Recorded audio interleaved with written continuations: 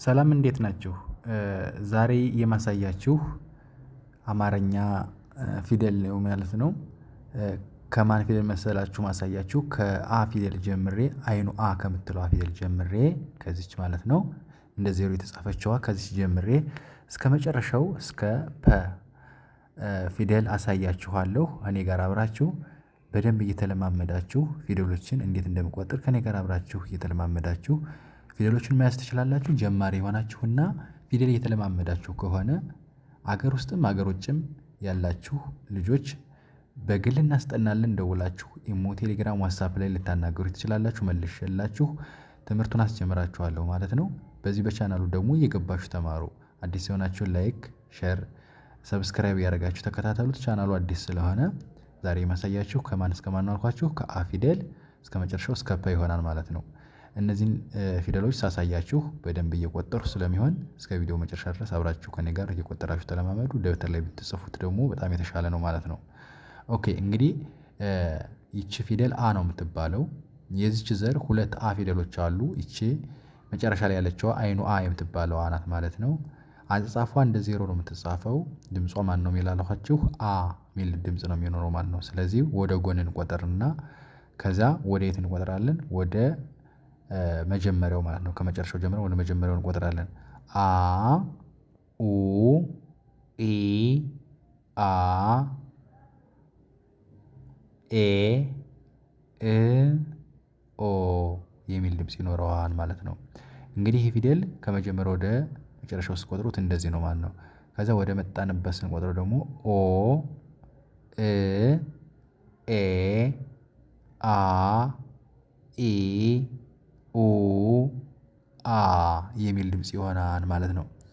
ይሄ ትክክለኛ ድምፁ ነው ማለት ነው። በዚህ መንገድ መያዝ ብትሞክሩ በጣም ፊደሉን ለመያዝ ወይም ደግሞ ቶሎ ለማወቅ ያግዛችኋል ብዬ ስላሰብኩ ከመጨረሻው ወደ መጀመሪያው ያለውን ድምጽ በደንብ ላስረዳችሁ።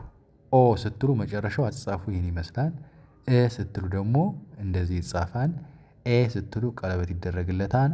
አ ስትሉ አራተኛው ነው።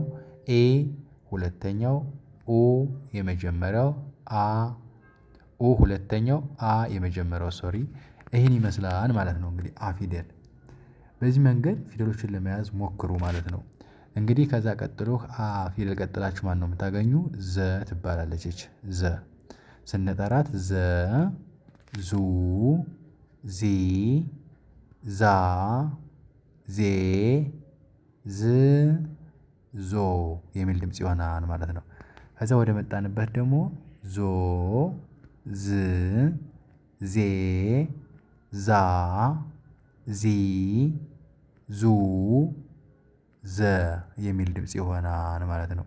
በዚህ መንገድ ብትይዙት በጣም የተሻለ ነው ማለት ፊደሉን ቶሎ ታውቁታላችሁ። እንደዚህ ከቆጠራችሁ ወደ ጎን ብቻ የምትቆጥሩ ከሆነ ፊደሉን ለይቶ ለማወቅ የተወሰነ ግራ ያጋባችኋል ብዬ ስለማስብ በዚህ መንገድ ብትይዙት በጣም አሪፍ ነው ማለት ነው። ኦኬ ስለዚህ እንግዲህ ዞ ስንል በዚህ በኩል ያለው ረጅም እግር ይሆናል። ይሄኛው አጭር ነው የሚሆነው። ዞ የሚል ድምጽ ደግሞ አለው። ዝ ስትሉ ስድስተኛ ከአናቱ ላይ የምትመለስ ይኖራታል። ዜ ቀለበት ነች። የታወቀ ነው አምስተኛው ድምጽ። ዛ ስትሉ በዚህ በኩል ያለው እግሩ ረጅም፣ በዚህ ያለው አጭር ይሆናል። ዚ ስትሉ እግሩ ሸፋ ወይም ደግሞ ጫማ፣ ይህም የታወቀ ነው። የሁሉ ፊደል እንደዚህ ነው የሚሆነው ማለት ነው። ዙ ሁለተኛ ነው። ዘ የመጀመሪያ ድምጽ ነው ማለት ነው። በዚህ መንገድ ብትይዙት በጣም የተሻለ ይሆናል ማለት ነው።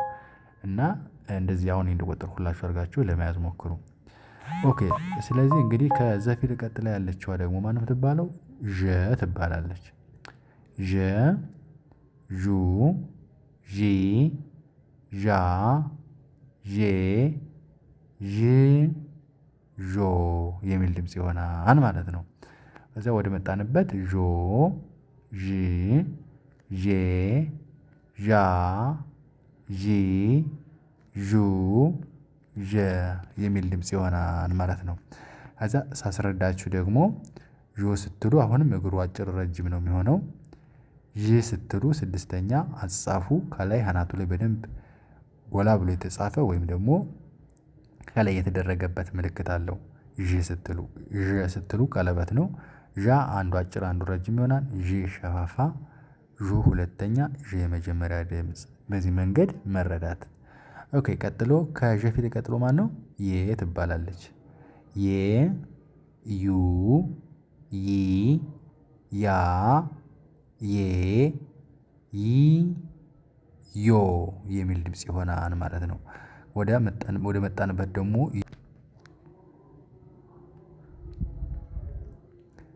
ዮ ይ የ ያ ይ ዩ የ የሚል ድምጽ ይሆናል ማለት ነው። በዚህ መንገድ መለየት ትችላላችሁ።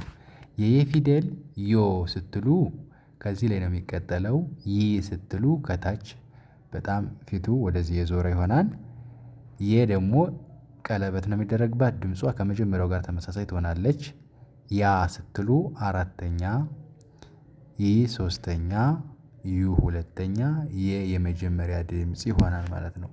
እንግዲህ በዚህ መንገድ ፊደሎችን ብትይዙት በጣም በቀላል መንገድ ፊደሎችን መለየት ትችላላችሁ ማለት ነው። ኦኬ እንግዲህ ከየ ቀጥላ ያለችዋ ደግሞ ማን ናት? ደ ትባላለች። ደ ዱ ዲ ዳ ዴ ድ ዶ የሚል ድምጽ ይሆናል ማለት ነው። ከዛ ወደ መጣንበት ዶ ድ ዴ ዳ ዲ ዱ ደ የሚል ድምጽ ይሆናል ማለት ነው። እንግዲህ የደ ፊደል ይሄን ይመስላል።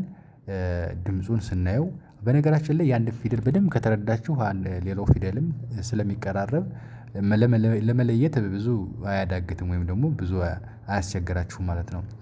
ዶ ስትሉ ይሄኛው እግሩ ረጅም ነው የሚሆነው ድ ከዚህ ከአናቱ ላይ ነው ቅጥላት የሚኖረው ዴ ቀለበት ዳ አጭርና ረጅም ዲ ሸፋፋ ዱ ቅጥላት ደ የመጀመሪያ ድምጽ ነው የሚሆነው ማለት ነው። ቀጥሎ ዠ ትባላለች እቺ ደግሞ ጀ ጀ ጁ ጂ ጃ ጄ ጅ ጆ የሚል ድምጽ ይኖረዋል ማለት ነው። ከዚያ ወደ መጣንበት ዦ ጂ ጄ ጃ ጂ ጁ ጀ ብላችሁ ትቆጥሩታላችሁ ማለት ነው። እንግዲህ የጀን ፊደል እና የደ ፊደል አጻጻፉ ይቀራረባል። ልዩነቱ ምንድነው? የጀ ፊደል ከላይ ቅጥላት ስላለበት ነው የደ ከላይ ስለሌለው ነው እንጂ ይሄ ለምሳሌ ይሄን ብንቆርጠው ደ ይሆናል። የደን ደግሞ ከላይ ብናደርግበት ጀ ይሆናል ማለት ነው። በቀላል መንገድ ለማስረዳት ስለዚህ ቅጥላቱ ተመሳሳይ አጻጻፉም ተመሳሳይ ይቀራረባል ማለት ነው። በዚህ መንገድ መያዝ ትችላላችሁ። ከዛ ቀጥሎ ገ ነው ከጀ ቀጥሎ ገ ነው ገ ጉ ጊ ጋ ጌ ግ ጎ የሚል ድምጽ ይኖረዋል ማለት ነው። ጎ መጨረሻ ግ ስድስት ጌ ጋ ጊ ጉ ገ የሚል ድምጽ ይኖረዋል ማለት ነው። በዚህ መንገድ መለማመድ መያዝ ይቻላል ማለት ነው። የገ ደግሞ የመጨረሻው ድምጽ ጎ ስትሉ ከላይ ቅጥላት ግ ስትሉ ከአናቱ ፊት ለፊት ቀለበት ጌ ከታች ከእግሩ ቀለበት ጋ ፊቱ ወደ መጀመሪያ የዞረ ጊ ሸፋፋ ጉ ቅጥላት ይሆናል ማለት ነው። ቀጥሎ ከገ ቀጥሎ ጨ ነው። ሶሪ ጠ ነው። ጠ ይባላል ይሄ ጡ ጢ ጣ ጤ ጥ ጦ የሚል ድምጽ ይሆናል ማለት ነው። ከዛ ጦ መጨረሻ ጥ ስድስት ጤ ጣ ጢ ጡ ጠ የሚል ድምጽ ይኖረዋል ማለት ነው። ጠ ፊደል ሶስት ጣት አለው። ከሶስቱ ጣቶች ውስጥ እንዴት ነው መሰላችሁ የምትለዩት? አሁን ለምሳሌ ይቺን ፊደል እና ይቺኛዋን የሚያመሳስል ሰው አለ ይቺን ጨ የምትለዋን ፊደል ስለዚህ ልዩነቱ ምንድነው? የጨ ፊደል ከታች ከእግሩ ላይ ቀለበት ነው የሚኖረው ማለት ነው። ቀለበት ይኖረዋል የጨ ፊደል ቀለበት ይኖረዋል። ጠ ደግሞ ጣቱ ተመሳሳይ ሶስት ጣት ነው ያለው። የጨ ቀለበት ነው የሚኖረው የጠ ደግሞ ቀለበት የሌለው ማለት ልዩነቱ ይሄ ነው ማለት ነው። ከዛ ውጭ ይቀራረባል። ስለዚህ ድምፁ ይሄኛው ጠ ነው ይሄኛው ጨ ነው። ጨ ጩ ጪ ጫ ጬ ጭ ጮ የሚል ድምጽ ይኖረዋል። ወደ መጣንበት ጮ ጭ ጬ ጫ ጪ ጩ ጨ የሚል ድምጽ ይሆናል ማለት ነው። ይህም እንደ ቀለበት ካናቱ ምልክት እግሩ አጭር ረጅም በዚህ ሁሉም ፊደል እንግዲህ እንዳስረዳኋቸው አይነት ነው አረዳዱ የምትረዱት። ኦኬ ቀጥሎ ከጨ ቀጥሎ ደግሞ ጰ ይባላል። ጰ ጰ ጱ ጲ ጳ ጴ ጵ ጶ የሚል ድምጽ ይሆናል። ጶ መጨረሻ ጵ 6 ጴ ጳ ጲ ጱ ጰ እዛ አካባቢ ያሉ ፊደሎች ጸ ጰ ጨ አይነት ድምጽ ስለሆነ ደጋግማችሁ መቁጠር ወይም ደግሞ ደጋግማችሁ መስማት አስፈላጊ ነው ማለት ነው። ከጰ ቀጥሎ ጸ ትባላለች። ጸ ይሄኛው ጰ ነው በከንፈር ጠበቅ ይሄኛው ደግሞ ጸ ብላችሁ ትቆጥሩታላችሁ። ጸ ጹ ጺ ጻ ጼ ጽ ጾ ይላል። ወደ መጣንበት ጾ መጨረሻ ጽ 6 ጼ ጻ ጺ ጹ ጸ የሚል ድምጽ ይሆናል ማለት ነው። እንግዲህ በዚህ መንገድ በደንብ አድርጋችሁ መረዳት በደንብ አድርጋችሁ መቁጠር ፊደሉን አስፈላጊ ነው ማለት ነው። አስፈላጊ ነው ማለት ነው። ኦኬ አሁን መጨረሻው ላይ እየደረስን ነው። ጸ ላይ ጸ ፊደል አይተናል ይቺም ጸ ነው የምትባለው ተመሳሳይ ጸ ናቸው ሁለት ጸ ናቸው ማለት ነው። ሞክሸ በድምጽ ተመሳሳይ የሚሆኑ በጽሁፍ የሚለያዩ ፊደሎች አሉ አማርኛ ላይ።